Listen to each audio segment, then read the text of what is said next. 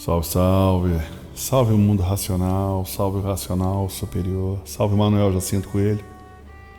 E salve o dia de hoje, salve o 13 de maio. Essa data tão importante, tão especial aos estudantes de cultura racional, por todos os sentidos e significados que ela possui, e ainda assim não são o suficiente para expressar o quão importante é o dia de hoje.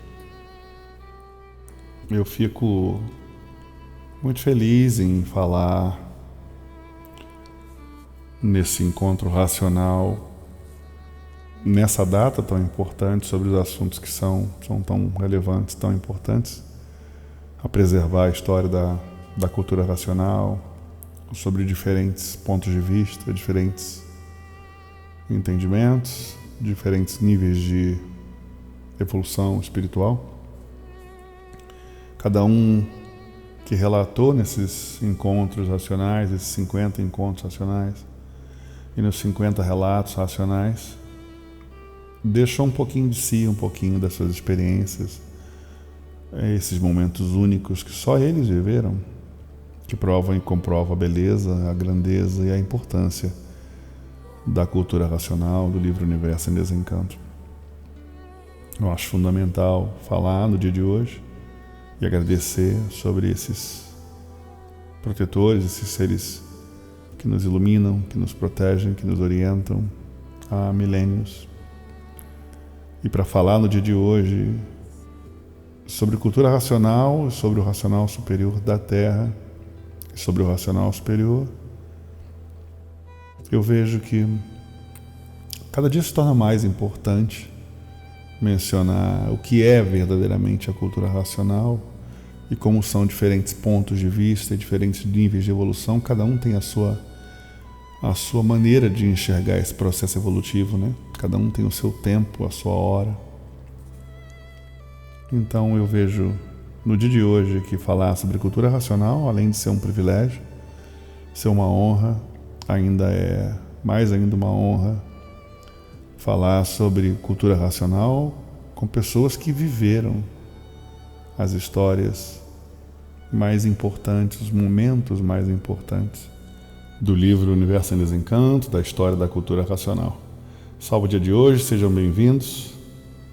Doutora Joaci Cortes, Fábio Moreira, salve o 13 de maio.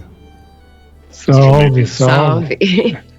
Salve o Wilson, salve a todos que nos ouvem e principalmente os guias e protetores do astral superior, que essa data é deles, né? A gente lembra deles, comemora, né, a passagem da Umbanda do Alto, né, e a importância da Umbanda do Alto dentro da cultura racional, porque dentro da Umbanda do Alto é que nasceu a cultura racional, né? É isso mesmo. Quando vocês me convidaram para o programa de vocês em dezembro de 2025, algumas pessoas tiveram essa oportunidade de ouvir um pouquinho da história de vocês. Eu não sei se vocês tiveram também a oportunidade de falar em outros programas, né? Que vocês gravam vários programas de cultura racional na rádio. Agora é a Web Rádio União do Piauí, não é isso? É União Racional. União Racional. União Racional. E nós gravamos esse programa em dezembro, eu acho, né, Fábio? Sim, por aí, O Fábio e a Jo me convidaram para participar, foi um programa muito legal e infelizmente a gente não tem a opção hoje de compartilhar, então a gente tem a chance de ouvir um pouquinho de novo sobre essa jornada maravilhosa. E eu queria também aproveitar para, nessa história do relato de suas vidas, né, da Jo e do Fábio, para também falar um pouquinho da história do retiro racional, né, que vocês vivenciaram todas essas etapas, né, do jornal racional, sim, da criação do estúdio. Sim. Eu estive acompanhando o programa antes de falar com vocês, né, para falar sobre a história da cultura racional. Eu acompanhei aquela gravação de 1983 e eu pude ver ali naqueles momentos sobre cada etapa, né, dos primeiros passos do jornal impresso,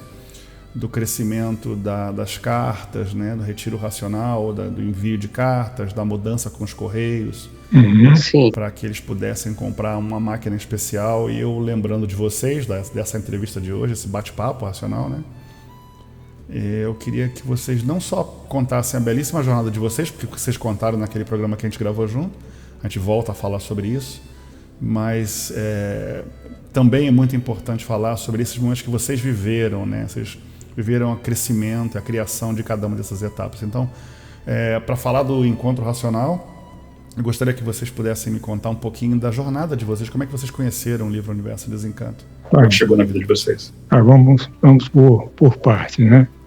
Então, em 1974, eu fazia engenharia elétrica, né, no Mackenzie, e me aconteceu um vazio, uma coisa assim muito forte, assim, eu me sentindo muito mal, e aquele vazio me fazendo refletir a respeito da vida, né?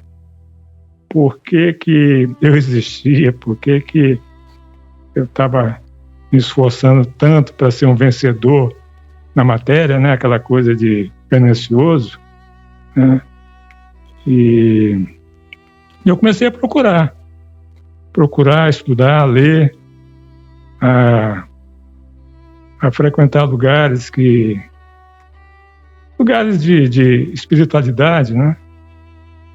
Então,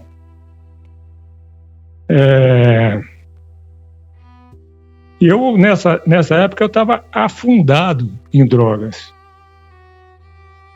maconha, cogumelo, e assim eu estava realmente num desespero na vida, né?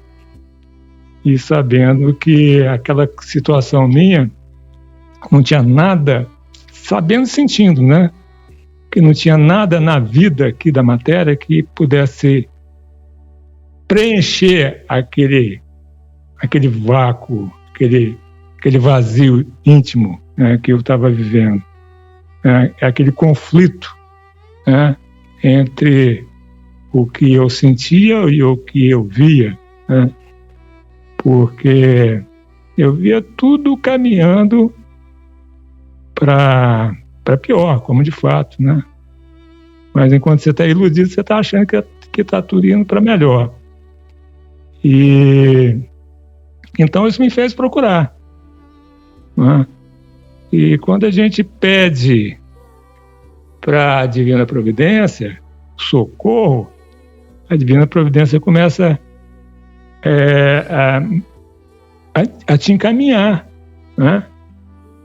E então acontecia assim, de eu sair de casa e no poste de onde eu morava, na porta de casa, pregado cartaz assim, aquele cartaz ao povo, um cartaz muito antigo, e ali tinha mensagens, várias mensagens do livro Universo em Desencanto, e eu lia aquilo e falava, ué, isso aqui é coerente, né? E tinha um pessoal também que divulgava na Praça da República, tinha uma feira hippie, e os estudantes da Cultura Racional faziam ali a divulgação do livro. E eu passava lá, olhava o pessoal, e uma vez eu me aproximei deles e comecei a questionar, fazer perguntas, né? De que se tratava aquele assunto. E eu fiz uma pergunta relativa a Jesus Cristo, e a forma como a pessoa me respondeu, eu falei, não é possível. Assim, com aquela convicção, eu falei, isso aí eu nunca vi, aqui nessa vida da matéria, eu nunca vi a pessoa responder dessa forma. Então foram chamados que eu ia recebendo. E um dia, eu frequentando um restaurante macrobiótico, O nome dele é Arroz de Ouro. E tinha lá, na prateleira, exposto o livro Universo em Desencanto. E eu ia fazer minhas refeições lá, passava pelo livro, via a capa, aquele portal, né? E aquilo já transmitia a mim, só a capa transmitia a mim o que já estava dentro de mim, vendo como uma realidade, que é parar de pensar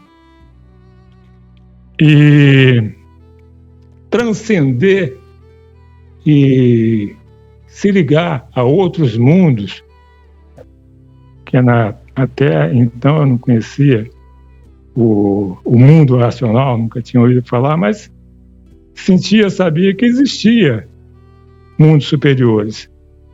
A minha sensibilidade dizia isso. Então um dia eu comprei o livro, levei para casa e numa sentada eu li a metade do livro. Aí quando eu fechei o livro, eu determinei a mim mesmo: eu vou ler toda essa obra. Isso aqui é muito sério. Porque foi na época do Tim Maia, né? Tim Maia fazia muita propaganda do livro, mas ele não me transmitia credibilidade, né? O Tim Maia, né? E quando eu li o livro, eu vi a seriedade do assunto. E eu determinei a mim mesmo, ali, né? Naquela sentada ali que eu li a metade do livro, a ler a obra toda. E foi assim que eu iniciei, porque eu fui sentindo os efeitos da leitura na minha vida, né? Aquela agonia íntima se dissolvendo, eu me equilibrando, né? Voltando a ser aquilo que eu era, e até melhor do que eu era, e fui cada vez mais estimulado a ler, né? E então eu passei um período muito grande da minha vida, muito grande não, foi até rápido, talvez uns 6 meses, só lendo o livro, né? Eu queria ter a convicção, só tinha 21 livros nessa época. Eu li e reli esses livros, eu queria ter a convicção do que ali era dito. Eu obtive a convicção. Acabei que obtive a convicção. Depois desse período é que eu procurei os estudantes da cultura racional e comecei a me integrar ao trabalho de divulgação, né? Então, comecei lá em São Paulo, né? Ia de São Paulo para o Retiro, numa Kombi. Tinha um senhor, na época, ele foi até casado com a Neia, eu não me recordo o nome dele agora. Então a gente ia com ele até lá no Retiro Racional e voltava para São Paulo. Então eu fiz isso umas 2 vezes, depois fui para Goiânia, me entreguei. A família percebeu a mudança em você, não é, Fábio? Olha, a família ficou assim, inicialmente ficou pirada, né? Não entendeu nada, porque eu tive que trancar a faculdade, porque eu estava com a saúde muito abalada. Então eu peguei os livros e fui para uma ilha. Então eu morei numa ilha, na ilha de Itamaracá, uma cabana de pescador, né? Uma cabana de palha, de chão batido. Lá eu fiquei 4 meses para restabelecer a saúde. E nessa época eu tinha que ganhar a vida, eu comecei a fazer artesanato, né? Então, para a família que esperava ter um engenheiro elétrico, né? De repente veio o pai, né, vendo o filho como artesão, né? Ele não gostou muito, não, viu? Ele ficou muito contrariado. Mas a força, quando chega na pessoa, ela faz apaziguar, né, os ânimos, né? Então, meu pai, quando viu que a coisa era muito séria, mais séria do que ele podia imaginar, calcular o que estava acontecendo comigo, aí ele abriu a guarda e aí ficou em paz comigo. Eu também procurando ficar em paz com ele também, né? Assim, porque eu havia abandonado a faculdade, né? Então, eu era hippie. Na verdade, eu era hippie. Fui hippie. Lá na ilha, as pessoas me chamavam de senhor hippie, né? Porque eu era hippie, mas tinha uma aula diferente, né? Porque eu estudava cultura racional. Então foi assim. A sua mudança de até mesmo de se afastar da cidade foi porque você se encontrou com o conteúdo ou porque você estava buscando essa mudança interna ainda e tentando se afastar mesmo? Não, foi o livro ou foi uma decisão pessoal? Foi uma necessidade. Foi para restaurar a saúde, né? Porque devido ao abuso de drogas, né, ao período que eu passei usando droga, a minha saúde ficou muito abalada, né?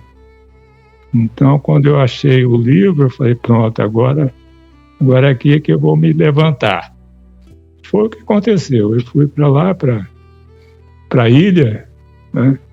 E voltei de lá totalmente diferente. Com uma coragem para encarar a vida da matéria que eu fiquei impressionado.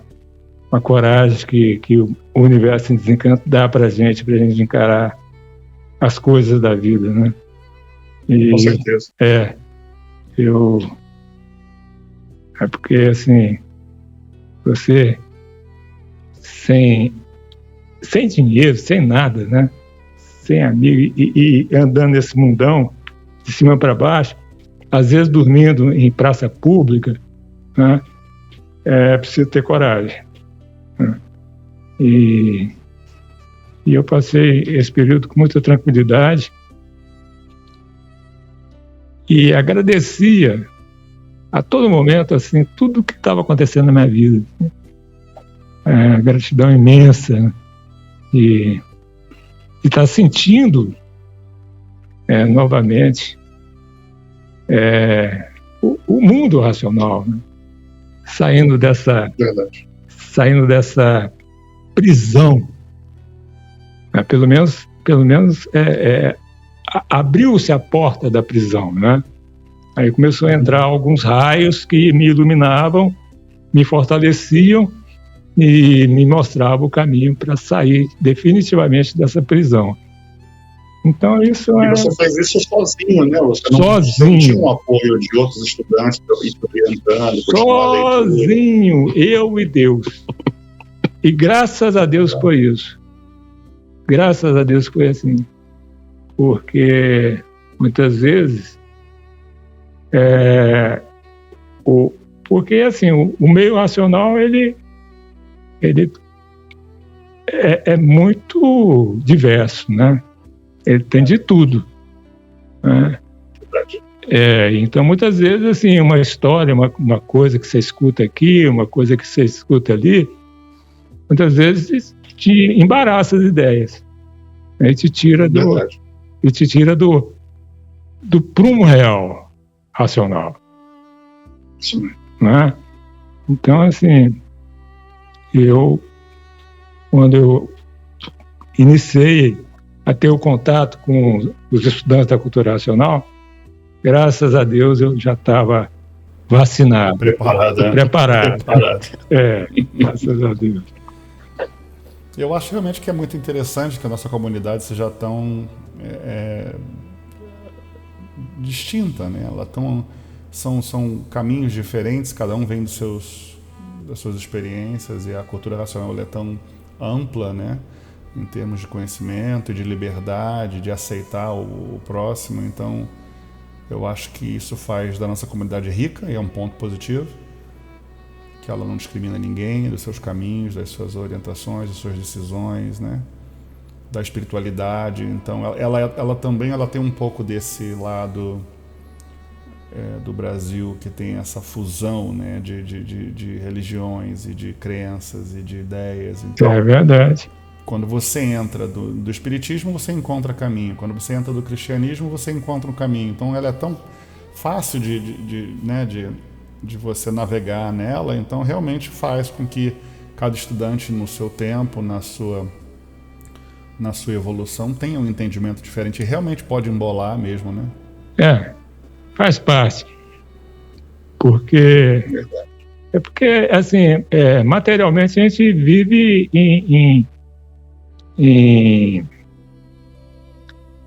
a gente é sectário, né? A gente vive em classe social, tipo assim, né? E racionalmente a gente aprende a ver todos como filhos de Deus. Que de fato todos são filhos de Deus. Então, assim, a gente tem contato com todo tipo de gente, né? E isso é muito saudável, E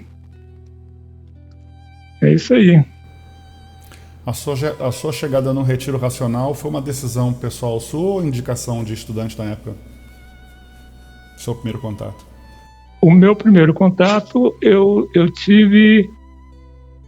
porque eu comecei a frequentar a caravana de São Paulo, né, como eu te falei.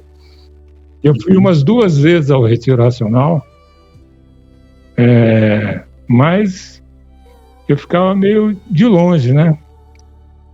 Não tinha acesso à varanda do seu Manuel. Já tinha alguma administração, uma varanda, uma recepção quando você chegou lá? Tinha.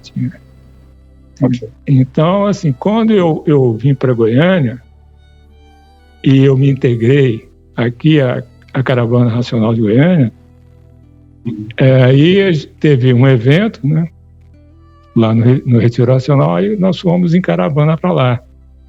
Aí foi dessa vez que eu tive o contato com o seu Manuel, pela primeira vez.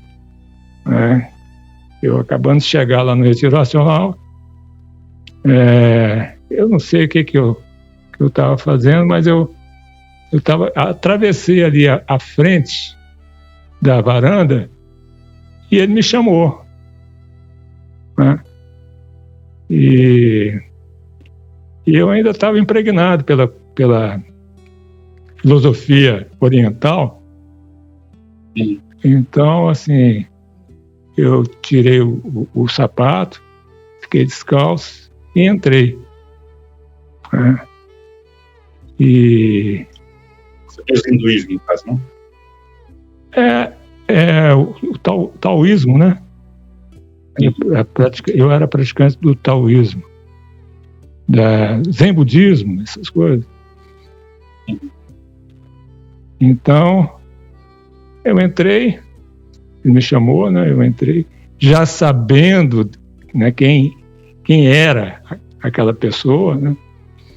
Quem era o seu Manuel.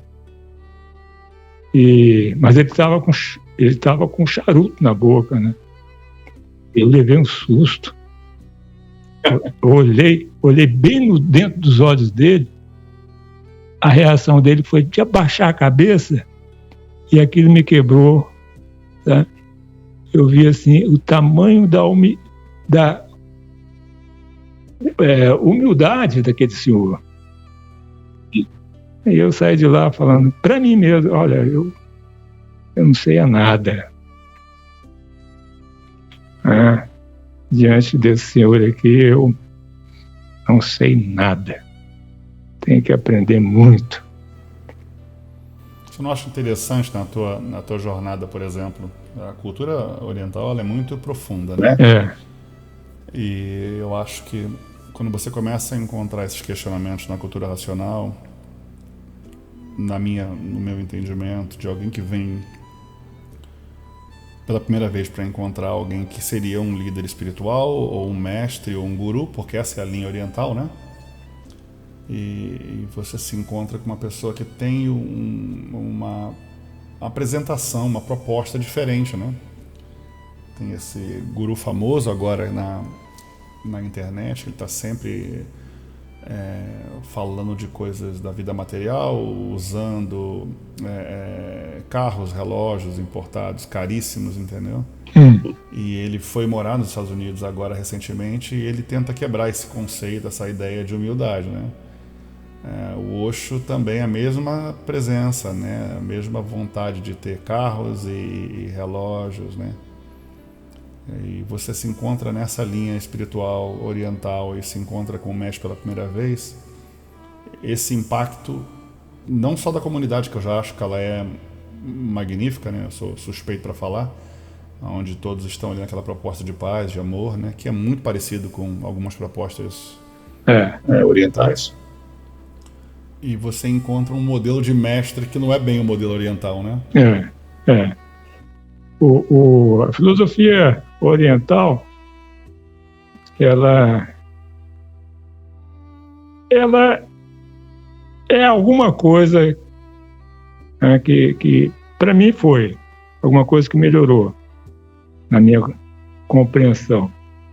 Mas assim, aquele negócio de yin e yang não resolve nada, né? Dia, noite, a transformação, e não define nada. Então, assim, a cultura racional que realmente me preencheu, né? Todas as lacunas da vida. Conversar um pouquinho com a doutora Jo. Isso. A ordem é oposta, né? As damas primeiro, né? Mas você... Desculpa, doutora Jo. Seja bem-vinda. Conta um pouquinho pra gente da sua jornada. Como é que a cultura racional chegou na sua vida? Pois na época, eu tinha... Em 1974, eu tinha terminado o curso de arquitetura e estava me preparando para ir para a Europa de navio, um navio cargueiro. Eu e mais uns colegas da escola. E eu refletia muito naquela época sobre o que eu tinha feito, né? Com 19 anos de estudo. E eu então parava e pensava assim: o que será que eu posso levar para as pessoas através de uma arquitetura? Forma, função e beleza, mas sentia que eu não dava nada para essas pessoas que eram os meus clientes em termos de solução, em termos de felicidade, em termos de prazer. Eu ia apresentar um projeto, por exemplo, e encontrava aquela família destroçada, aquela família cujos pais brigando entre si, com filhos, num desentendimento assim infernal. Encontrava as pessoas. E a arquitetura, ela não podia e não tem até hoje, como solucionar aquele ambiente negativo que eu encontrava nos meus clientes, que já eram clientes, porque eu trabalhava desde muito cedo. Eu comecei a trabalhar com arquitetura e desenho. Mesmo no Rio de Janeiro, estudando, eu já trabalhava com arquitetura, né? E aí terminei o curso, falei, bom, agora então é aventurar. Vamos aventurar na Europa para saber como é que aquele mundo é. Até então, essa decepção me fez refletir e falar para mim, eu não estudo mais nada, não leio mais nada, tinha acabado de ler muitos livros, tinha acabado de participar desses eventos com os Dalai Lama da vida que vinham no Rio de Janeiro, e nada, não tinha nada que me preenchia. Aí eu falei, bom, vamos para a Europa, vamos ver o que dá lá. Assim, na aventura mesmo. E a gente era uma equipe de maquetistas, e as maquetes são pequenas construções em acrílico que dão um certo dinheiro.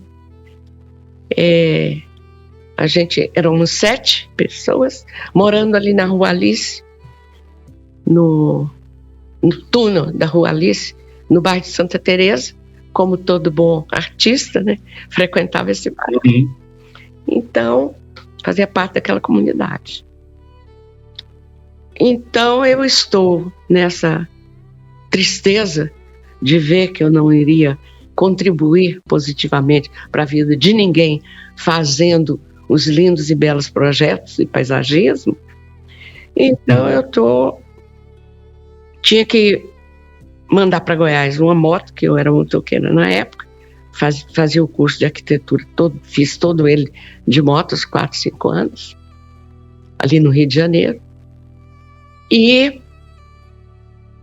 ao mandar a moto, eu fui ensinar a minha prima, que mora em Brasília, para receber a moto lá e tal, e queimei a minha perna no escapamento. Aí fui no médico, eles falaram, não, vai embora para casa, porque aqui você vai adoecer mais, fica com a perna em descanso, passa essa pomada e tal. E eu fui, era mês de junho, um frio, e eu tinha uma cadeira de balanço lá, de frente para uma varanda, uma casa enorme que a gente éramos 7, então tinha 3 andares, cada um ocupava um pedaço daquela casa. E aí eu sentada ali, refletindo sobre como tinha sido negativa a minha vontade de ajudar as pessoas, de resolver os problemas das pessoas.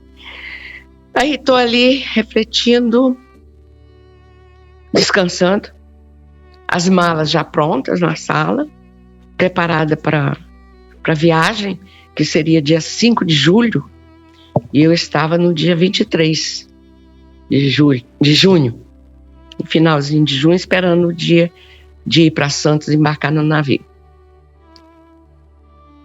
Aí me entra pela porta um amigo meu que também estava cursando arquitetura, e ele fala assim comigo, ô Jô, eu encontrei entre o Rio de Janeiro e São Paulo, naqueles mostruários de livros, encontrei um livro e peguei esse livro e comprei. E vim lendo durante a viagem. Então eu estou te entregando esse livro e vou pedir para você ler. Falei, olha, meu amigo, eu não estou mais afim de ler nada.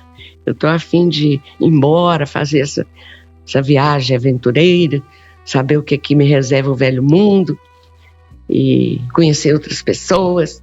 Ele falou, não, mas esse livro eu quero que você leia.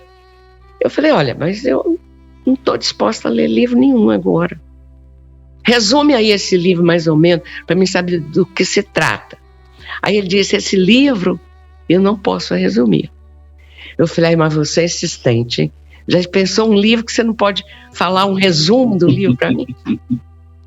Ele falou, não posso. Você tem que ler. Ai, tá bom, já que eu tenho que ficar aqui sentada nessa cadeira, esperando a perna melhorar para poder viajar, então me dá aí.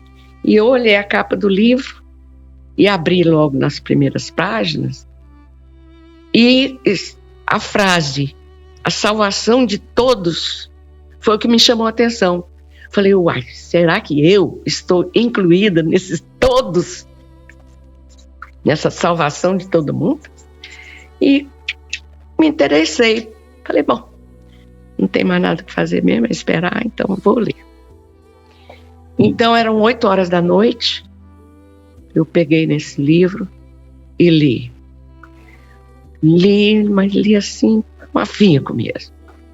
Quando foi mais ou menos 2 horas da manhã, esse amigo meu, vendo que eu continuava na leitura, colocou ao meu lado um pão com manteiga e um copo de leite com café. Aí eu peguei aquele pão, comi um copo de leite e continuei na leitura. Continuei na leitura, mas com afinco mesmo. E aquela leitura cada vez despertava em mim mais a vontade de ler, de conhecer do que se tratava. Quando foi 8 horas da manhã, eu li o último trecho do primeiro livro. Aí eu fechei o livro, coloquei assim sobre o peito e senti a grandiosidade que eu tinha recebido através da leitura. 12 horas de leitura, eu senti o meu mundo parar de girar. Então, naquele momento, eu parei, falei, bom, tem que começar tudo de novo. Tem que ler essa obra. Foi assim, no primeiro dia. Só que pela madrugada, lá pelas 2, 3 horas da manhã, quando eu deixei para tomar um café, começaram a aparecer no espaço milhões de luzes. Eu então levantei, impressionada com aquilo, luzes de todos os tipos, de todos os matizes, pipocavam assim. Eu da varanda, eu estava no 3º andar, da varanda eu olhava para baixo, falava, gente, quem será que está soltando esses fogos de artifício?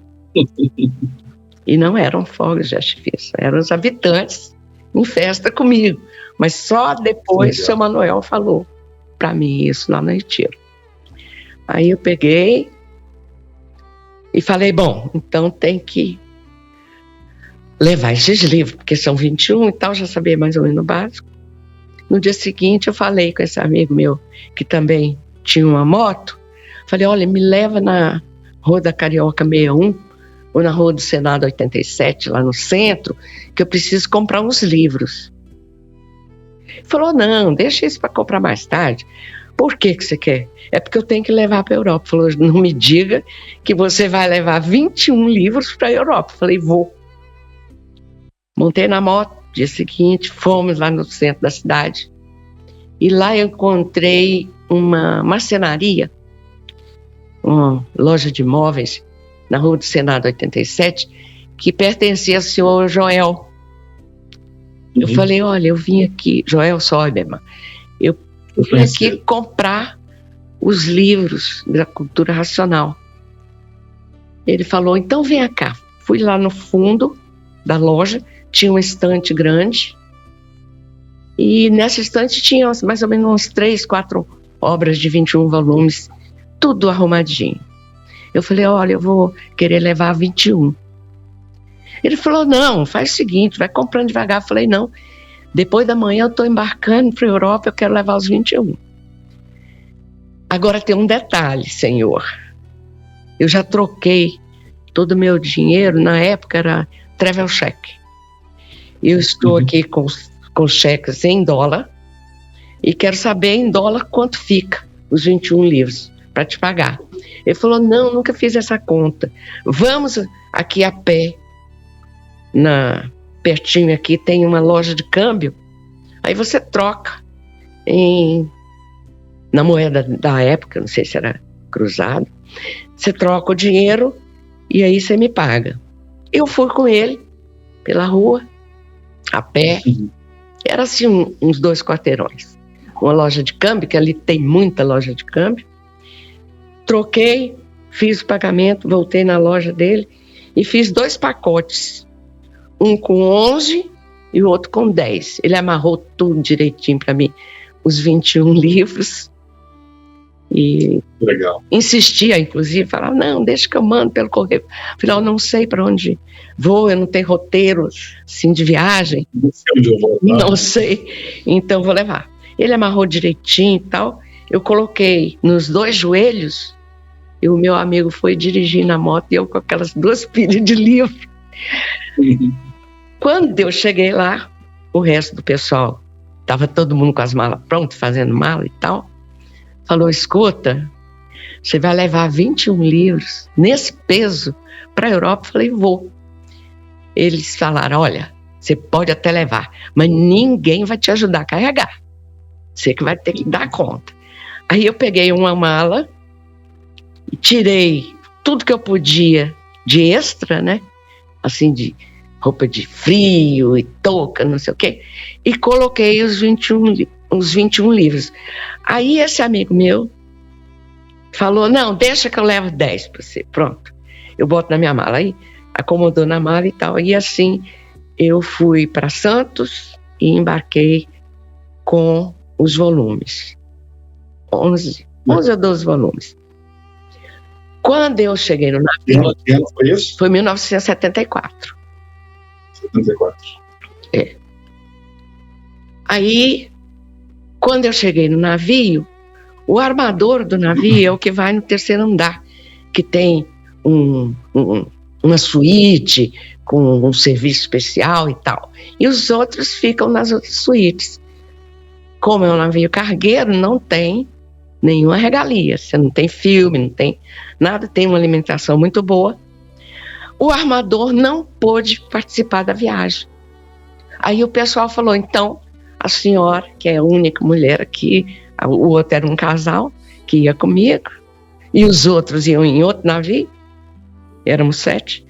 Aí eu ocupei a cabine do armador do navio, com todo conforto, com um banheiro enorme, com sala, com uma estante onde podia colocar todos os livros. Aí eu coloquei todos os livros e comecei a ler. Mas lia noite e dia, porque você desce para e volta, né?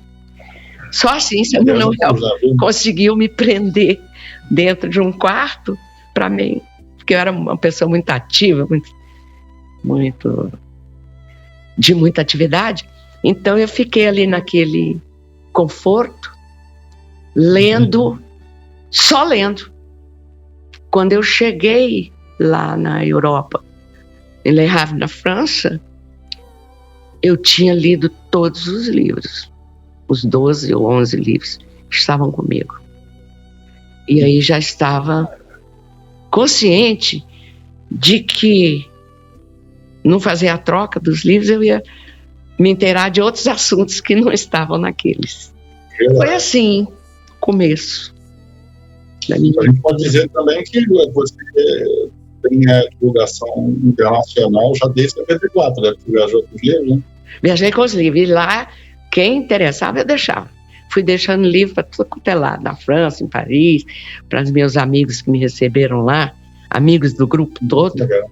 Foi muito legal. Assim, mas eu não tinha noção, eu dava o 9º volume, dava o 12º, enfim, fazia. Uma salada para quem pegou. Imagino.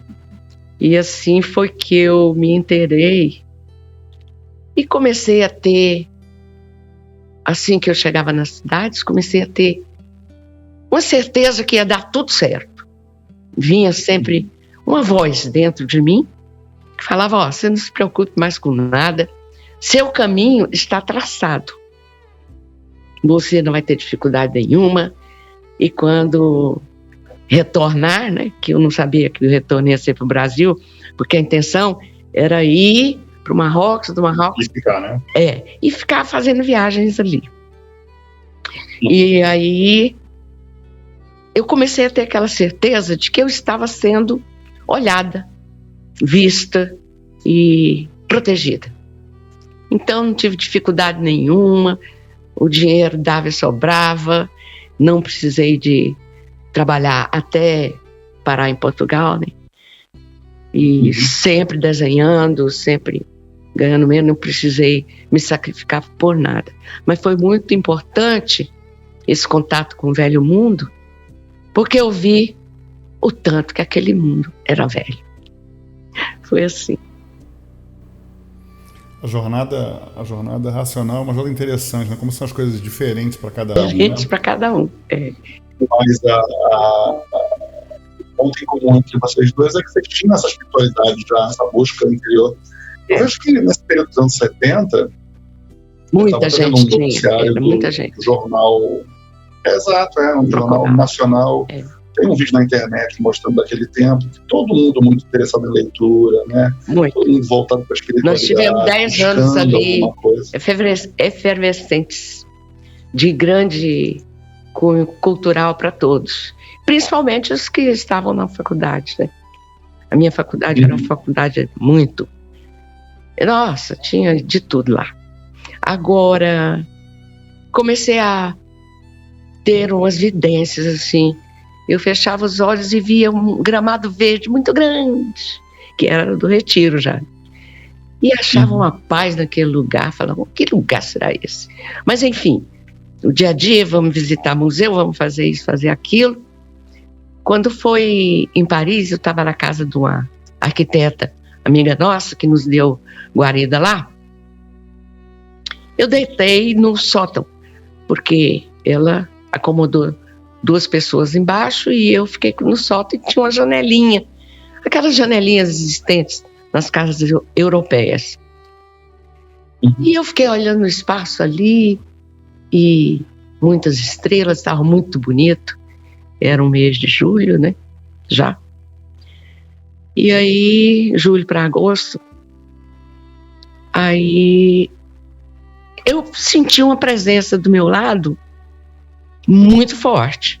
Eu olhei para o lado, era um ser de cor prateada, que tinha o rosto como se fosse um elmo, assim, um rosto liso. Aí eu falei, olha, eu não acredito no que estou vendo. Quem é você? Por que você está se apresentando dessa forma? Eu nunca tinha visto nada igual. E aí ele falou assim, dentro de mim, não tinha voz, falou assim, pega um papel e um lápis. Aí eu, como ando sempre com papel e lápis, porque desenhista a vida toda, peguei um daqueles Kodak, que a gente antigamente só tinha Kodak, né? Não tinha celular. Então aquele envelope da Kodak amarelo, eu falei, o que você vai fazer? Ele falou, pode perguntar o que você quiser que eu te respondo. E eu escrevi então as frases que eu queria saber. Quem era ele, por que ele estava ali, por que eu tinha aquele contato. E ele então foi me respondendo com uma clareza que me preenchia. Eu fui perguntando, escuta, o que vai ser da minha vida aqui na Europa? Ele falou, não, se preocupe não, seu caminho está traçado. Falava sempre. Falei, eu já ouvi essa frase outra vez. Muito bem. Aí desapareceu e de manhã, eu falei, por que você está mandando eu escrever? Ele falou, para de manhã você ler e ver o que você perguntou. E é essas respostas que eu dei. Tá bom. De manhã acorda e tal, que eu olho para o envelope, estava escrito todas as perguntas e todas as respostas que ele tinha me dado.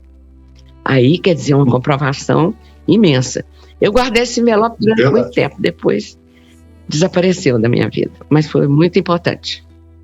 Esses relatos, assim, evidenciam a presença dos extraterrenos na Terra. Como a gente estava começando a conhecer o mundo extracósmico, né, extraterreno, foi muito importante. Em que momento que você voltou para o Brasil para encontrar com outros estudantes ou chegar ao Retiro Nacional? Comigo foi diferente, porque eu passei 6 meses lá e quando foi em dezembro, eu recebi um telefonema do meu pai dizendo para vir embora, porque tinha acontecido uma série de coisas aqui no Brasil que não eram muito agradáveis, parte da ditadura e tudo. Ele falou, não, Jô, não vai para lugar nenhum, vem embora. Meu pai, Como eu sei que ele é muito persistente com as coisas comigo, ele mandou a passagem para mim e eu voltei para o Brasil. Aqui chegando, ele falou: olha, eu só saio do aeroporto a hora que você sair do avião. E levou um médico, uma médica que é minha prima, e levou um coronel que é meu tio. Para se tivesse qualquer coisa no desembarque, ele estaria ali com essas duas pessoas para me liberar. O Wilson, cabe aqui explicar um pouquinho, porque a Jo, quando esteve lá em Portugal, ela esteve com aquele José Celso Martinez Correia, do Grupo Oficina. Foi. E que era uma turma perseguida pela ditadura militar. E, inclusive, aquele amigo da Jo que deu o livro, ele, quando chegou aqui no Brasil, ele foi preso e torturado. Porque ele veio antes. E aí preocupado, meu pai tomou essa atitude de me chamar para me proteger. E também já era o racional, né? Não vai mais para longe, não. Sem dúvida. Aí eu desci do avião e abri, ainda tinha alguns volumes dentro da minha mochila, né? Aí uma senhora muito gorda que ia fazer a revista em mim, porque estava num regime que é autoritário na época, muito denso, um tempo difícil. Eu abri a mochila, ela perguntou assim: você lê esse livro? Eu falei: leio, sim, senhora. Aí ela disse: então pode passar, porque você está liberado. Aí eu fui dar um abraço no meu pai, meu pai, minha prima e meu tio, que tinham ido me receber no aeroporto. E ali, então eu fui para Goiás com o meu pai. E daí fiquei alguns meses na casa do meu pai, voltei para casa e tal, e eu praticava yoga, né? Com aquela roupa pretinha. Aí eu peguei e comecei a sentir uma dor do lado direito, tá? Fui fazer os exames com... Mãe, me leva no ginecologista que eu tô com a dor aqui do lado, em cima do ovário. Aí foi constatada um tumor de ovário, no ovário direito. E aí o primeiro médico, né, que foi a ginecologista da minha mãe, falou: olha, vai ter que operar. Vai ter que operar, uma cirurgia simples, nós estamos acostumados a fazer e tal. Aí eu falei: mãe, eu vou em outro médico, porque pegar outro diagnóstico, eu não estou acreditando. Aí fui em outro, tiraram um raio-x, que na época não tinha tomografia, e constatou a presença de um tumor do tamanho de uma laranja, mais ou menos, tudo inchado, a barriga só crescendo. Aí eu falei: mãe, ainda assim, eu não vou me submeter a uma cirurgia, vou em outro médico. Aí uma amiga minha que era enfermeira do hospital, esses hospitais públicos, falou: não, vamos lá, que tem um médico lá que é espetáculo. Um senhor bem de idade, mas era assim, dos 60 anos. Eu entrei, tá? Foi fazer o exame, ele vira para mim e diz assim: você vai ter que tirar esse tumor aí e vai perder parte do útero, não sei o quê, e fez o diagnóstico dele. Eu saí dali desolada. Bom, cheguei em casa, eu estava com os 21 livros já comigo, casa da minha mãe. Falei comigo mesmo, falei: amanhã eu vou saber do dono do livro o que eu faço. Porque se ele é dono desse livro, está me dizendo tudo que está dizendo, eu tenho que consultar. Aí eu liguei para Belfort Roxo. Não, liguei para uma telefonista do Rio de Janeiro. Aí ela falou assim: eu falei, olha, eu quero falar com o senhor Manuel Jacinto Coelho. Ela disse, não existe esse senhor aqui. Procurou, era daquelas telefonistas de pino ainda. Procurou e não encontrou o nome do seu Manuel. Aí eu falei, olha, senhora, é questão de vida ou morte. A senhora tem que encontrar. Esse senhor mora no Rio de Janeiro há muitos anos, morou no Mérito. Ele é autor de um livro de capa azul que tem um pórtico. Ela disse, tem uma telefonista aqui que lê esse livro. Aí passou para essa telefonista e eu falei, olha senhora, eu estou precisando falar com o seu Manuel Jacinto. Não, o seu Manuel Jacinto mora no outro município, é Belford Roxo. Eu vou te dar um telefone, você liga para lá e fala com o pessoal da casa. Falei, tá bom. Liguei, quem atendeu foi Dona Lucy. Aí eu falei, Dona Lucy, que é Jaci de Goiânia, eu apresentei, eu estou precisando falar com o seu Manuel. Ela falou, não é assim não é desse jeito não, naquele jeito dela, né? Defender a gente, tem estilo Dona Lucy, mas não é desse jeito não. Me diz o que é que eu levo o recado para ele, que ele não está na casa mais aqui. Ele está no Retiro Racional. Ele já estava no Retiro. Né? Já. Aí ela falou, eu levo o recado. Eu falei, porque eu estou com um tumor de ovário e tudo. Eu quero que a senhora pergunte para ele se eu opero ou não opero, porque os médicos estão querendo me operar. Ela falou, não toma atitude nenhuma não, que amanhã eu trago a resposta. Foi, conversou com o seu Manuel falou para não operar e que ele iria providenciar a minha ida ao Retiro Racional. Isso era pertinho de 30 de dezembro. E foi quando, então, ele me enviou um senhor chamado Álvaro, que tinha um Fusca, e ele iria para o retiro por 30 de dezembro, e ele tinha autorização do seu Manuel para me levar. E como que eu entrei em contato com ele também foi outra coisa muito interessante. Eu comprava meus livros para fazer doações ali na Livraria Cultura Goiana. E comecei a comprar muito livro, comprava a obra toda. Então o livreiro conversou com o seu Álvaro e falou para ele, olha, traz mais livro porque tem uma moça que compra muito livro aqui. Aí ele chegou lá com bastante livro, eu comprava livro para dar para a família, para fazer de presente, fazer visitas e tudo.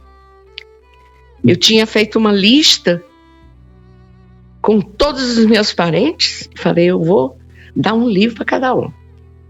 Tá bom. E isso em 76, mais ou menos? Isso em 1975. No 75 para 76. 76 eu já estava no retiro. Uhum. Então foi antes do dia 30 de dezembro. Aí seu Álvaro mandou me chamar, telefonou, falou, olha, seu Manuel falou que é para você ir comigo para o Rio de Janeiro. Então você pega um ônibus, vai para Brasília, eu te pego na rodoviária lá e nós vamos para o Retiro Racional, onde ele está. Falei, então tá bom, peguei o ônibus em Goiânia, fui para Brasília, ele morava em Brasília. Foi ele, a mulher, eu e esse meu amigo que tinha me dado o livro. Fomos 4 de Fusca.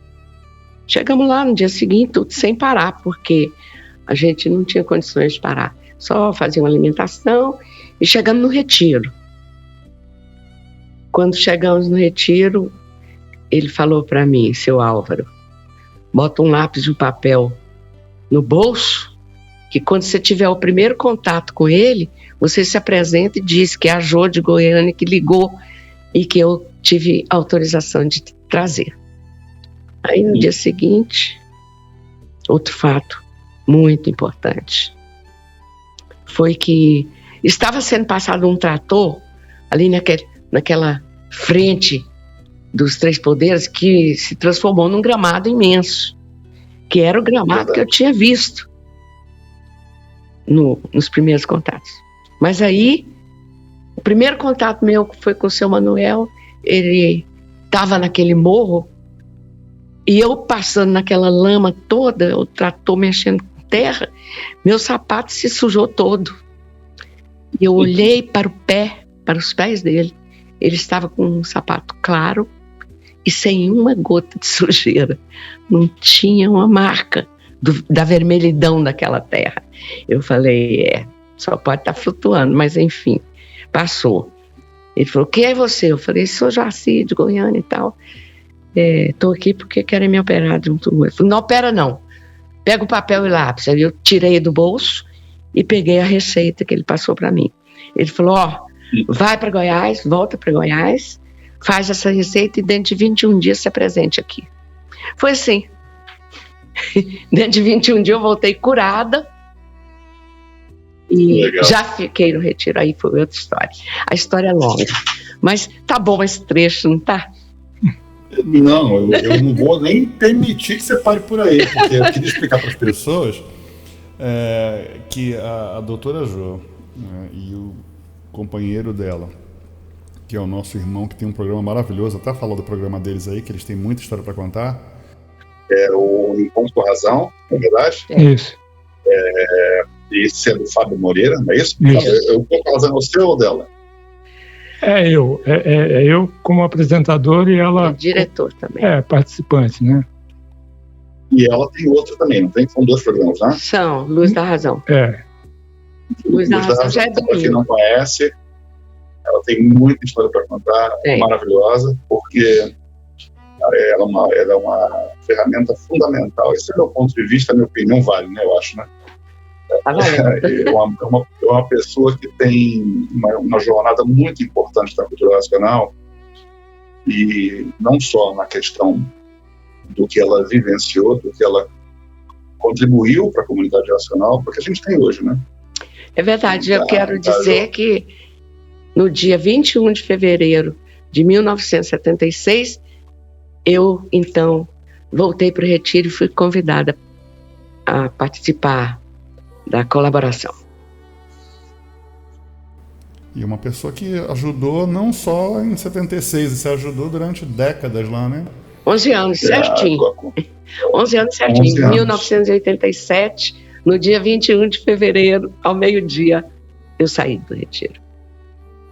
Então foram. O mais importante para a gente entender, João, diga, é esse passo inicial, porque o programa que a gente tem gravado é para tentar resgatar essa história e registrar a história. Então, na minha dúvida, né, no meu desejo de conhecer a história do Retiro Nacional, sim, quando você chega lá, a estrutura que você encontra lá era só o quê? Só casarão, varanda, casarão cheio de mulheres, né?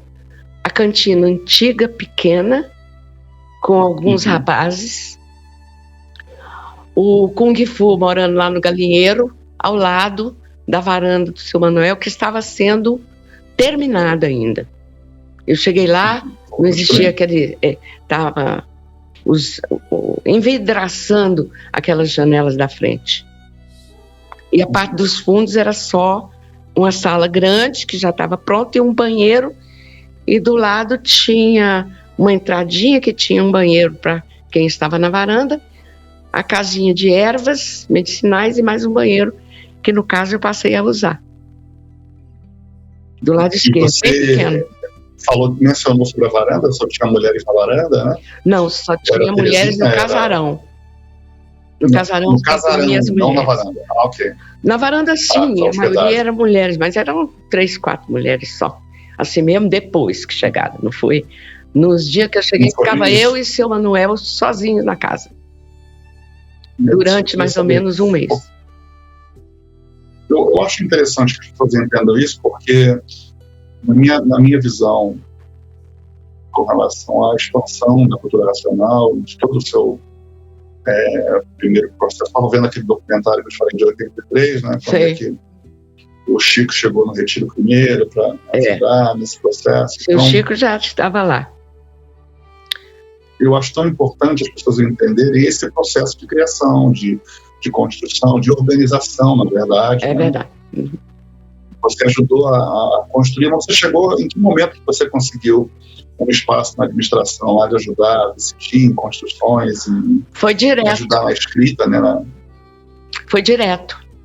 Ninguém estava lá na casa. Ele falou, olha, minha família não quer vir aqui para esse meio de mato, e minha mulher não quer me acompanhar, e eu quero que você assuma os trabalhos que eu vou te dando para fazer.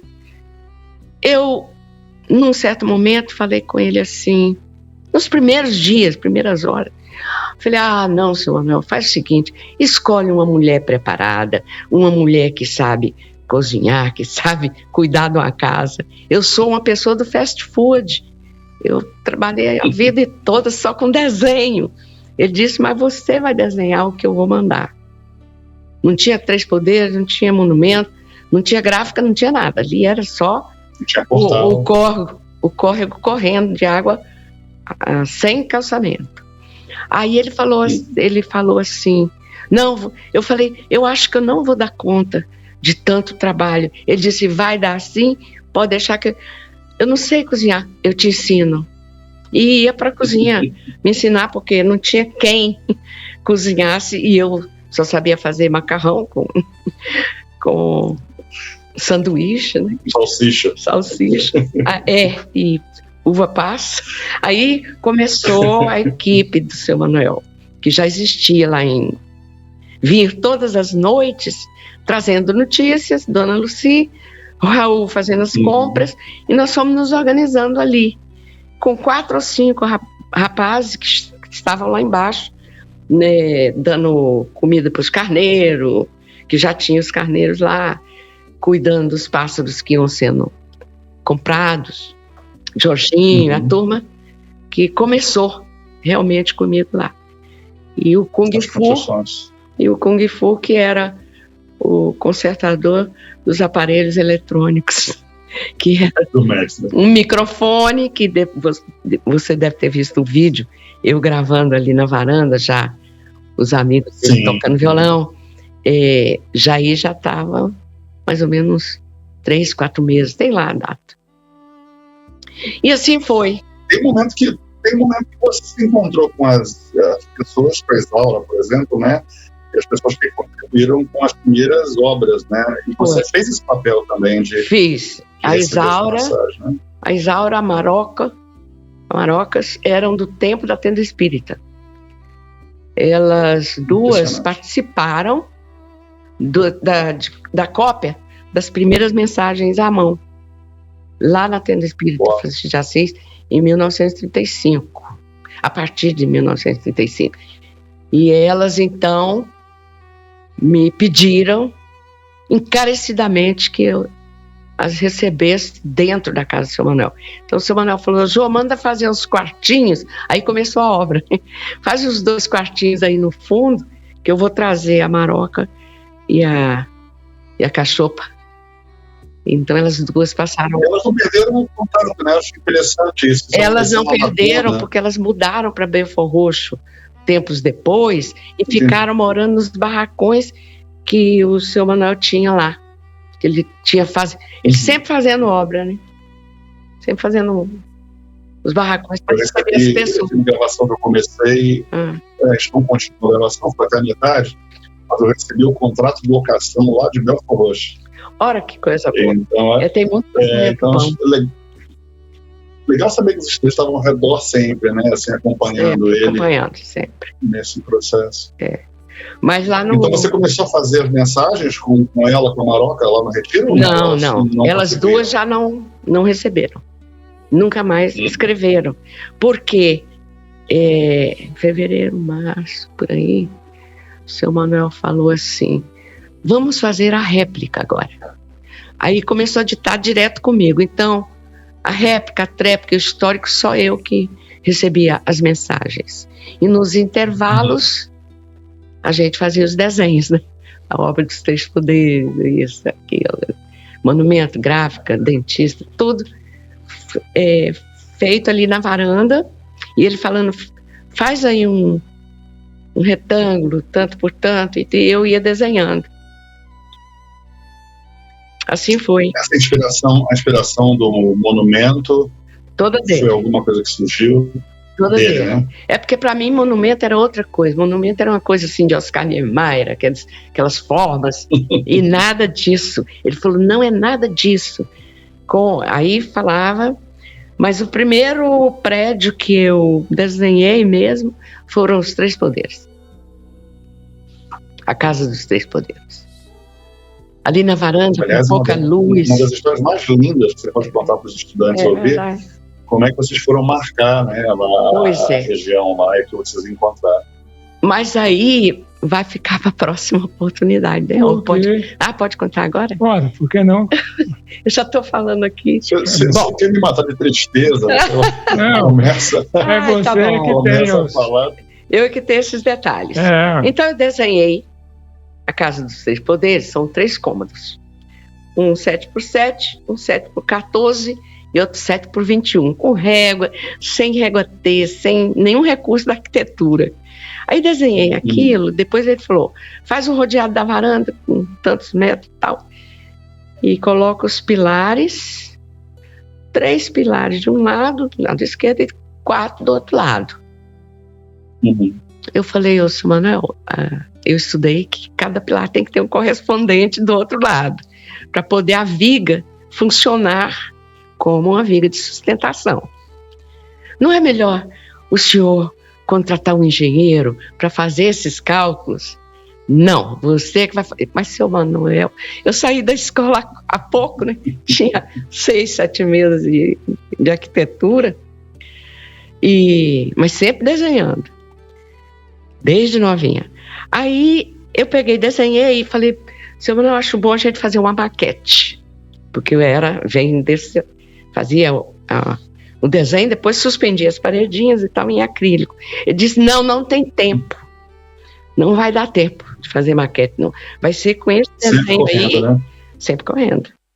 Vai ser com esse desenho aí que você vai explicar a obra para os pedreiros, que na época nem eram pessoas gabaritadas, né? A pedreira era os meninos da obra, que eu chamava. Aí ele falou assim, não, é porque nós vamos marcar a obra amanhã, 5 horas da manhã. Eu falei, seu Manuel, mas como assim? Eu estava até sem a fita métrica, sem nada. Ele falou, não precisa, leva só o desenho. Aí eu fui com o desenho e uma meia dúzia de rapazes que estavam colaborando já na época chegaram para acompanhar a marcação da obra dos Três Poderes. Nós subimos aquela rampa, que não era rampa, né? Era barro ainda, não tinha feito aquele cimento.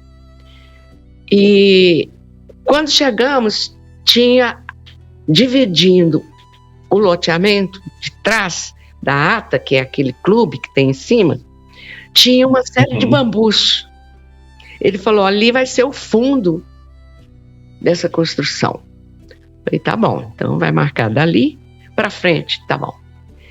Mas sem nenhum aparelho e sem nenhuma trena. E eu, assim, de certa forma, quando a gente está acostumado a marcar a obra com essas coisas na mão, a gente fica meio desnorteado. Ele falou, não, anda pro lado esquerdo aí. Aí eu andei pro lado esquerdo, encontrei, ele falou, você vai encontrar uma pedra amarela. Aí eu lembrei de Rei de Angola, né, porque eu já tinha tido contato com ele. Aí peguei aquela, falei, seu Manuel, a pedra tá aqui, do lado esquerdo. Aí ele falou, conta X passos, que eu converti rapidamente com um lápis. Meu passo tem 60 centímetros. Ele falou para mim andar não sei quanto para frente, em ângulo reto.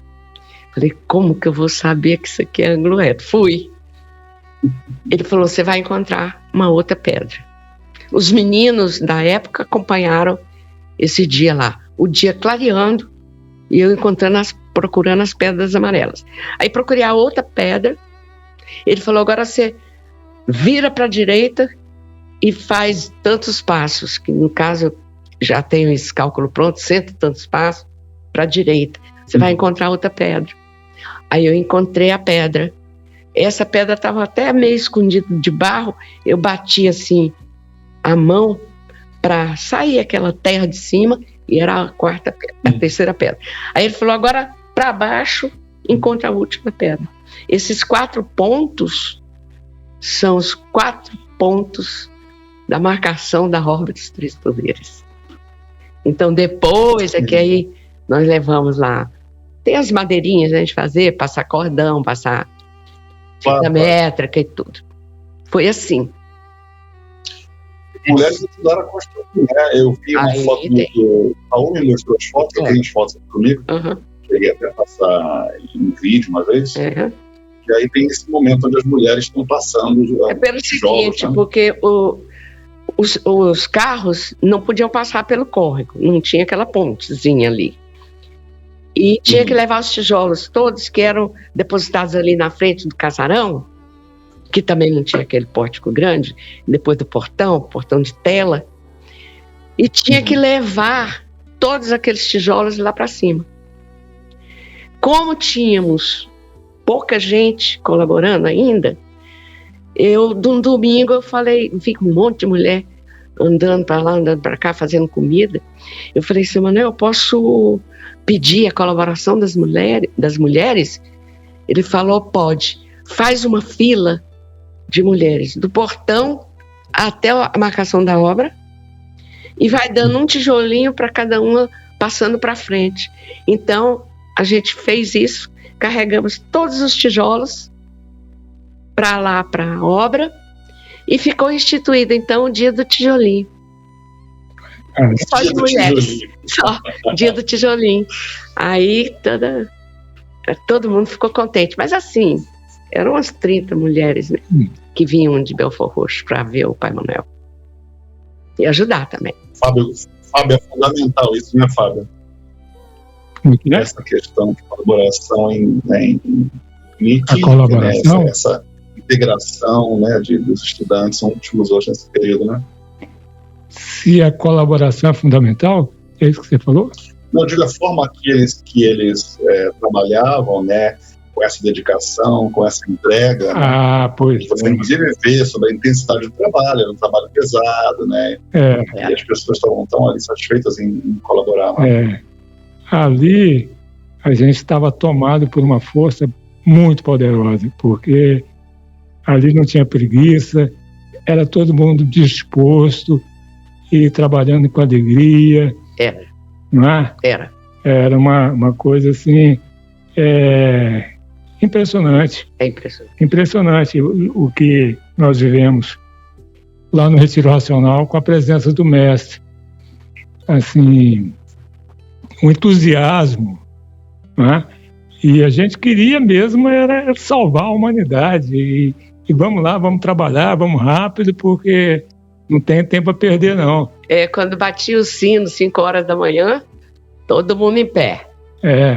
Para tomar café até às 6 e depois trabalhar. Eram esses 3 toques ainda nesse período? Eram 3 toques de sino? Não, ele batia, às vezes batia muito e às vezes dava só um sinal. O sino era pendurado na varanda. As coisas mudam com o tempo, né? Porque até um dia desse eram 3 toques, né? Às 5 da manhã. Um para cada plano. Mas a gente aprendeu dessa forma. É por isso que a história é importante, né? Contar o que vocês viveram, para que a gente possa fazer um paralelo do que mudou, né, com o tempo, né? Pois é. Eu não lembro, assim, como eram as batidas dos sinos. Eu lembro que era o Toninho Circle Screen que era responsável pela... acordar todo mundo. Então tinha... 5 horas da manhã. Tinha o horário dos homens, desciam todos os homens, né? Tinham, acho que uma meia hora para todo mundo tomar o café da manhã, e os homens todos saíam para o trabalho. Isso. Né? E logo após vinham as mulheres.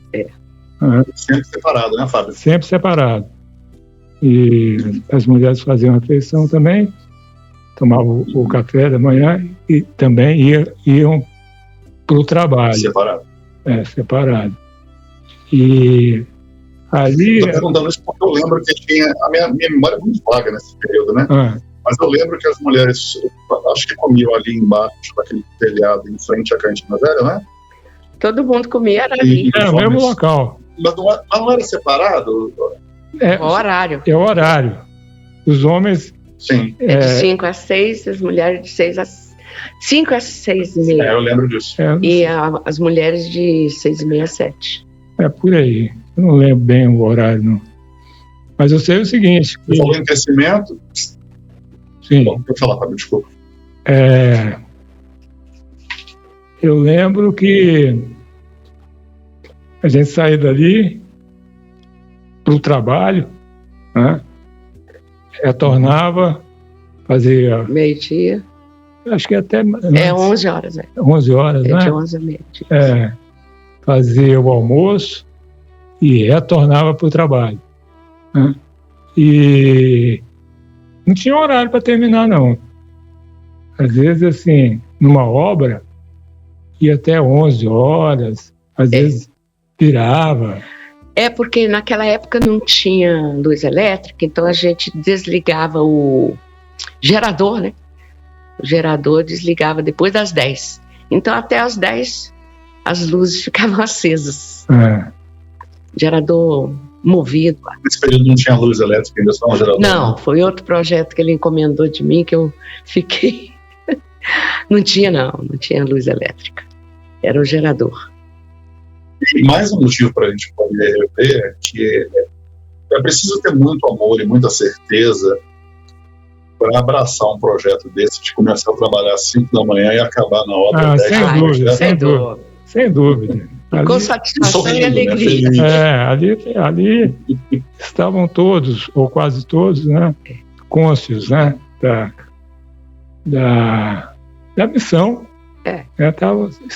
Estávamos ali como cumprindo uma missão mesmo, né, de salvação da humanidade. Né? E essa missão continua, né? Ela tem um pouco mais de força no meu pequeno entendimento da fase racional. Eu acho que ela tem mais força no período de vocês, sabe, no período dos anos 70 e 80, porque eu acho que vocês estavam muito mais dedicados, muito mais, talvez pela presença dele. Eu não sei se o X da questão é a presença física dele, né? Mas falando, por exemplo, das cartas, do crescimento da cultura racional, eu estava vendo um documentário que vocês tiveram que encomendar uma máquina específica para poder atender o correio, porque o correio já não dava mão. É verdade. Não tinha. Como é que foi isso, né, nesse crescimento? Porque eram muitas secretárias, então a gente pegava uma lista telefônica e pegava os endereços da letra A, B, C, D e batia o selo para colocar dentro o prospecto para poder enviar. Então era pilhas e pilhas durante o dia, né?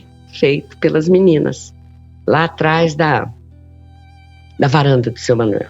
Não tinha aquelas varandas ainda, aquilo foi construído depois. O Wilson, com relação assim ao entusiasmo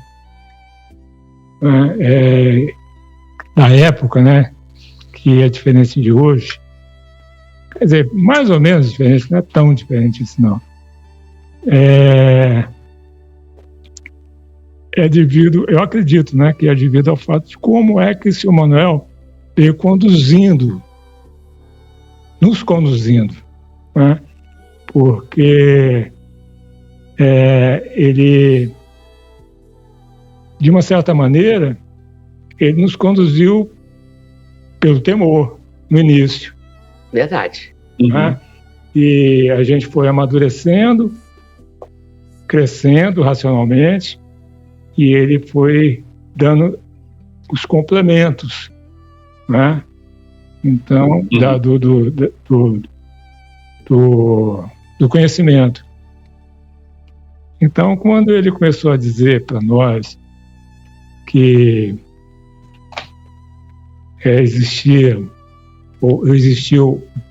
7 eternidades para o desenvolvimento da imaginação, 7 eternidades para o desenvolvimento do pensamento, e mais 7 eternidades que ainda, né, passaremos para o desenvolvimento do raciocínio, eu acredito que muitos esmoreceram. Né, diante dessa... Porque a expectativa nossa, no início... Para ver o raciocínio ativo. Era assim, não, daqui 30 anos está tudo resolvido, isso aqui já é um paraíso racional. É verdade. Né, gente? Não tinha alcance, maturidade, alcance, né, para entender como é que é uma evolução natural da natureza. Sim. Né? E ele veio dando para a gente em gotas, né, em doses homeopáticas, e quando a gente já se encontrava pronto, né, aí ele disse, ele complementou, né? Uhum. Então, muitos ficaram desanimados, mas outros não. É porque eu acho que esperam uma mudança que ela não depende, né, deles. Eles achavam que era uma mudança externa, né? Ou seja, eles iriam mudando naturalmente sem esforço algum. E na minha visão, essa questão da própria... Vou usar o termo para quem não conhece a cultura racional, a espiritualidade, né? Essa mudança, ela exige que você interaja com esse processo, que você deseje mudar. Até mesmo, por exemplo, um exemplo bem amplo e conhecido, que é a mediunidade. A pessoa não se torna médium, ela vai frequentar um centro e ela não participa da mediunidade. Então ela vai passar por um treinamento, passar por um preparo para que ela consiga fazer, e nem todos conseguem, né? Essa é a realidade. E falando de cultura racional, nesse exemplo que eu tentei comparar, eu vejo que eu estava lendo sobre isso no programa anterior que eu gravei, falando do 14 da réplica. Você vê que ele já vem pedindo alguns princípios básicos, que já é uma coisa que você já deveria estar fazendo, para estar preparado para a próxima etapa, né? Então eu acho que olhar para datas e pensar que cada eternidade são bilênios, né? Então é óbvio que a proposta foge, né?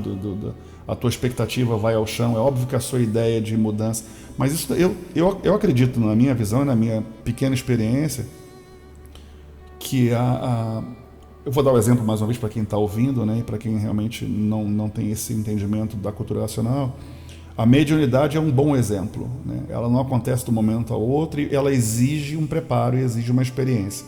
A cultura racional tem a parte intelectual, que ela vai passar para você o conhecimento, o entendimento da vida, o entendimento do universo. Você pode até chegar no ponto de usar isso no seu dia a dia, na parte teórica, né? Mas viver a parte dessa, aspas, mediunidade, essa prática racional, do contato com a energia racional, ela vai exigir de você um pouquinho mais de esforço para que você entenda as vibrações, as frequências, né? Isso é o meu entendimento pequeno, né? A minha visão, quando você falou no início do programa que as pessoas são diferentes, né? E têm entendimentos diferentes, eu sinto, e tanto é que eu estou ajustando aqui a minha fala do programa anterior que eu gravei. Eu estava fazendo a leitura do 14 e no meio da leitura eu senti uma energia muito forte. E eu cheguei a falar no programa gravando, né? Falei, olha, eu estou sentindo algo aqui enquanto eu estou lendo. Então eu acho que é muito mais o teu estado vibracional. Cada um tem um tempo. Então pode ser que uma pessoa consiga em um ano, e eu sei que tem pessoas que conseguiram isso, porque eu vi algumas coisas, viu, Fábio, no retiro. Deixa eu falar uma coisa interessante aqui.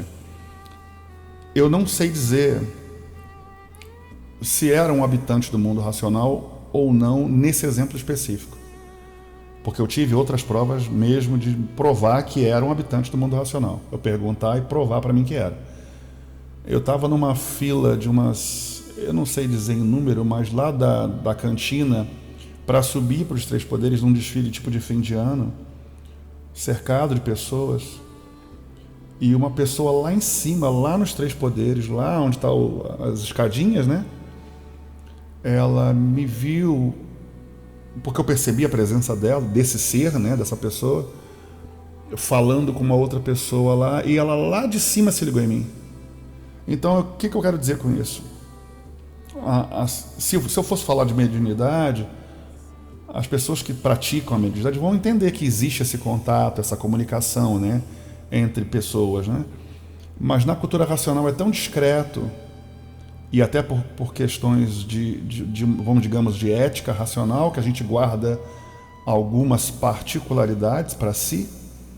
Então a gente não sai falando, olha, eu consegui aqui a imunização racional, mesmo porque é proibido, né? A regra é clara, né? A gente tem que guardar para si é uma coisa pessoal. Então é muito difícil para você medir quantas pessoas evoluíram, quantas pessoas estão numa fase tal, numa etapa tal, né? Eu conheci pessoas que conversei dentro do retiro, Fábio, que olhavam para mim um pouquinho acima da minha pineal, né? Na altura do chakra mesmo, coronário, e eu senti que a pessoa fazia uma leitura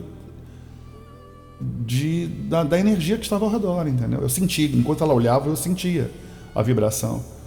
Então eu vi algumas coisas assim de algumas pessoas incríveis que não falavam nada, que eram discretas. Então você dizer, resumindo isso que eu estou querendo dizer, você ouve uma resposta dizendo que vai custar 7 eternidades, né, bilhões e bilhões de anos para que a gente atinja uma etapa. Se você não tiver essa determinação em você, que é o assunto do 15 da réplica, né, de estar dedicado, de estar sintonizado, de estar realmente focado na sua meta racional, você vai desistir, né? E não foi o seu caso na ilha lá, que você se afastou, não foi o caso da doutora Jo, né? Vocês se dedicaram uma vida inteira para isso. Pois é, e eu sinto o seguinte também, que o tanto que está tudo evoluindo racionalmente. Eu vejo assim, por exemplo, na época nossa, lá no Retiro Racional, a gente era muito infante, muito bebezinho, muito ingênuo, né? E o tanto que a gente cresceu com o jeito do seu Manuel ensinar, né? Que é na tora, ele não alisa, não, ele mostra mesmo, mostra a coisa, a realidade nua e crua, né? E foi isso que ele nos mostrou também, né? Mostrou a nossa vulnerabilidade, o tanto que a gente ainda é sonhador com a matéria, né? Tanto que a gente ainda está iludido pela matéria, né? Porque depois da gente ter alcançado aquele estágio que eu considero maravilhoso, né, de entendimento ali naquela comunidade, né? Eu vendo assim um monte de gente largando os livros, abandonando, sabe? Sim. E blasfemando, entrando em choque com tudo que ele estava ensinando. E falando da vida particular dele, coisa que ele nunca viu. Então, assim, foi uma coisa assim muito forte para todos. Foi. Né? Mas seria para você um processo seletivo? De aprendizado, de crescimento. E seletivo também, né? Porque ali muita gente fez dívida, muita dívida. Né? Sim. E outros não, falaram, não, vamos ter calma. Eu fiz uma gravação do relato da Nilza, que eu acho belíssimo, por sinal, o texto dela. E ela faz uma leitura, ela escreve, né, sobre essas experiências dela. Ela fala que, eu não lembro direito do questionamento dela, que ela meio que se questiona como é que pode, né, que as pessoas não compreendam a beleza de tudo isso, e no relato dela o mestre diz, e muitos vão me trair, né? Algo assim, eu não lembro do texto. Então você percebe que as pessoas, às vezes, mais próximas, que têm tanto conhecimento, às vezes não percebem as coisas mais óbvias, né? É verdade. Nessa trajetória, a gente se espanta com muita coisa. Há pessoas assim que a gente acha que é inteligente. É verdade. Né? Não é? E de repente você vê que cabeça dura, sabe? Então, assim, na maioria são pessoas que ainda estão tomadas pela ilusão da matéria. Porque é muito forte, é muito poderosa a força magnética, porque essa força é que nos fez, né? Que nos gerou. Né? Então, assim, se a gente não for obediente, persistente, paciente, né, a gente não vence a jornada, não. Agora, se a gente for obediente, persistente, paciente, a gente vai trilhando, vai seguindo com calma, devagarzinho, né? Passo a passo. E vai melhorando, vai melhorando aos poucos. A gente olha para trás e olha assim, nossa, como é que eu era? E hoje como é que eu sou? Né? E muitos estão nesse estágio de já ter o raciocínio em desenvolvimento. E assim, viver sem expectativa, né? Inclusive expectativa de se ligar no mundo racional. De tempo também. Não pode ter, não. Você imagina aquela frase, né? Quem planta tâmaras não colhe tâmaras, né? Eu acho que o fato de você continuar semeando, você continuar fazendo a sua parte, sem esperar o resultado, é impressionante quando você enxerga, na verdade, o resultado. Você chega de surpresa, ele bate na porta sem avisar, né? É verdade. Assim, eu já tive muitas surpresas, mas muitas, da graça do racional superior na minha vida. Mas muitas, né? Eu acredito. Muito mesmo. Então, assim, esse negócio de dúvida, cá comigo não existe isso não, sabe? Há muito tempo, desde que eu saí lá da ilha, sabe? Já não existe mais isso. E eu estou tranquilo na estrada racional, sabe? Para mim, que bom. A vida se torna bela, né? Porque a gente sendo útil, não sendo parasita, né? A gente trabalhando em prol da evolução da humanidade, é o que importa. É o que importa. Né? É verdade. É verdade. E para quem está ouvindo, o Fábio e a Jo, eles estão aí já numa jornada de divulgação nacional, não só em jornal impresso, mas em televisão também, né, Jo? Quantos anos você passou na televisão aí, fazendo programa de televisão? Foi 15 anos o programa ficou adolescente. Fora na Record, né? Fora a Record. Fora a Record deve ter sido uns 2 anos, né? Fizemos Bandeirantes, fizemos Record, fizemos várias televisões. 17 anos de televisão, né? Foi, por aí. Programa Luz da Razão. Luz da Razão. E eu tive também uma trajetória em Belém do Pará, né? Eu tive um programa lá em Belém do Pará, a TV Guajará, chamava Informe Racional, uns 2 anos ou 3 de programa. Mas foi na TV ou foi na rádio? TV também. TV.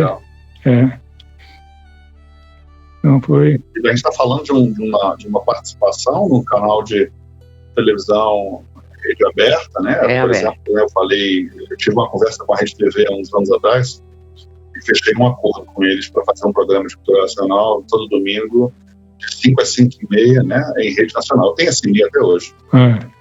E aí, a gente está falando de um custo alto, sabe? Televisão é realmente um investimento pesado.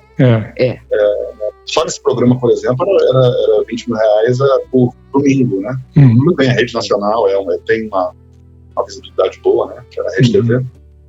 Mas então, quando a gente fala de televisão, não é só o fato de participar, mas é o fato de colaborar, esse investimento em propaganda e marketing, né? Que o Fábio tem feito e a Jo também.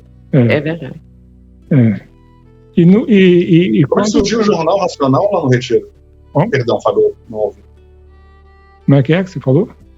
Eu atropelei você, desculpa, pode falar. Pois mas eu já esqueci o que eu ia dizer.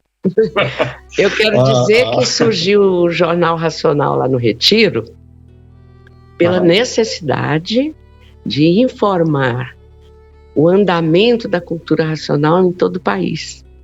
Porque nós tínhamos correspondentes do Racional Superior em cada estado, em alguns estados do Brasil.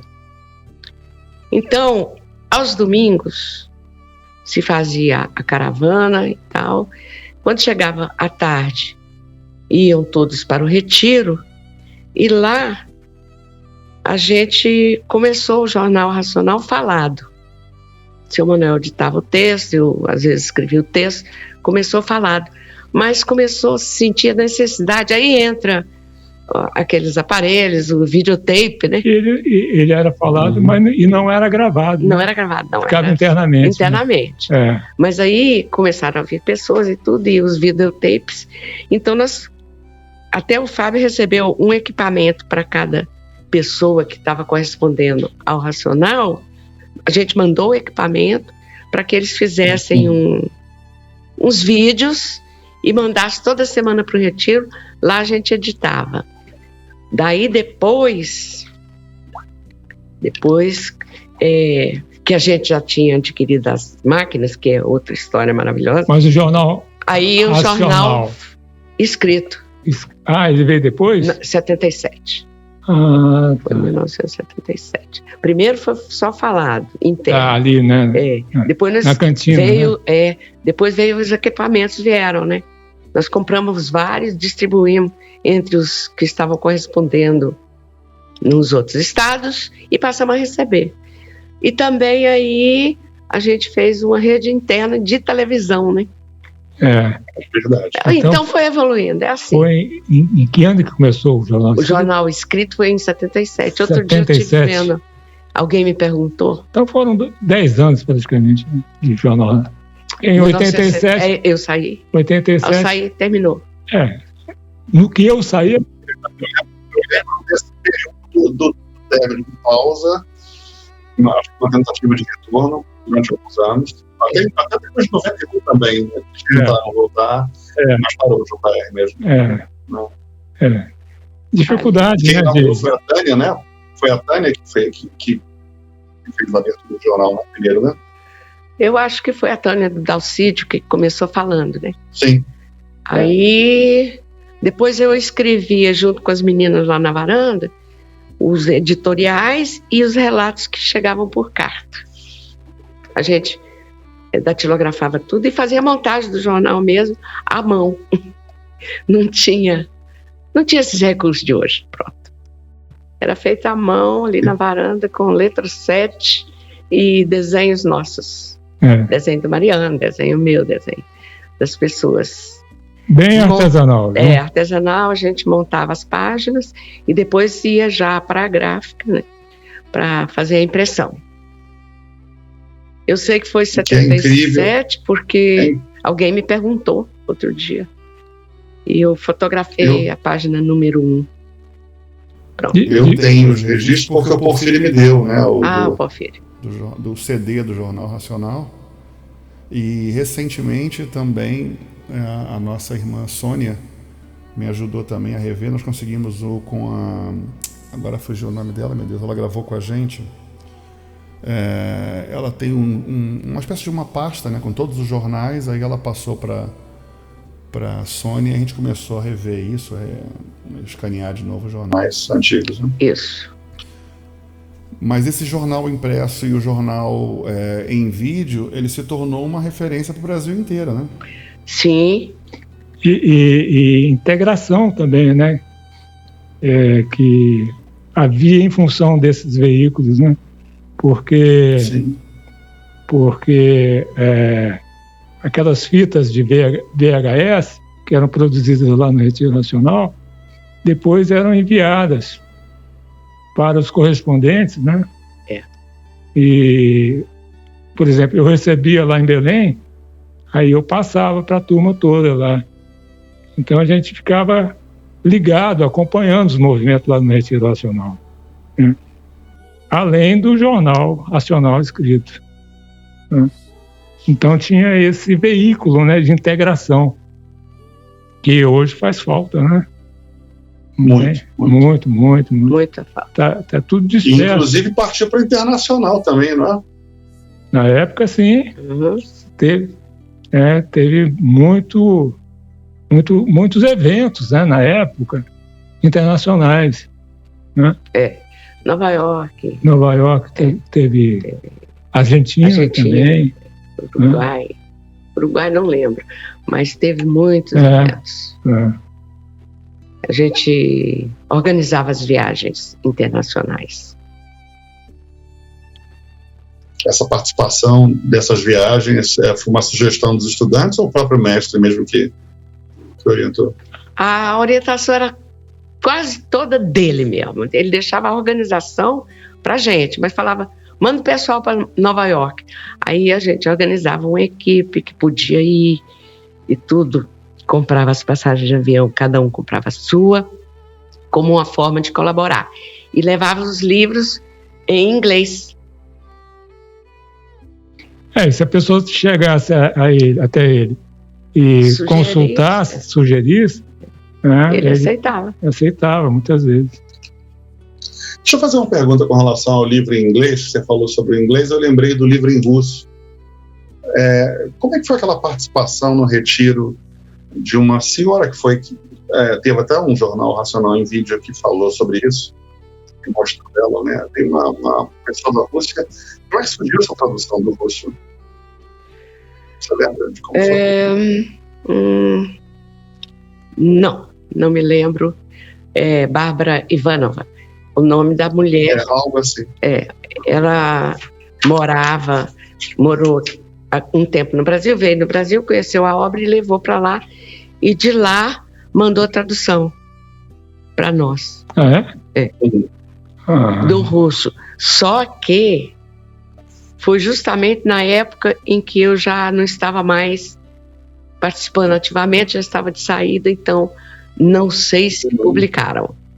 O que eu publiquei mesmo foi... Eu cheguei a ver as fotografias feitas na gráfica, a Regina me mostrou na época, né? E continuou do mesmo jeito desde aquela época. Do mesmo jeito desde aquele tempo.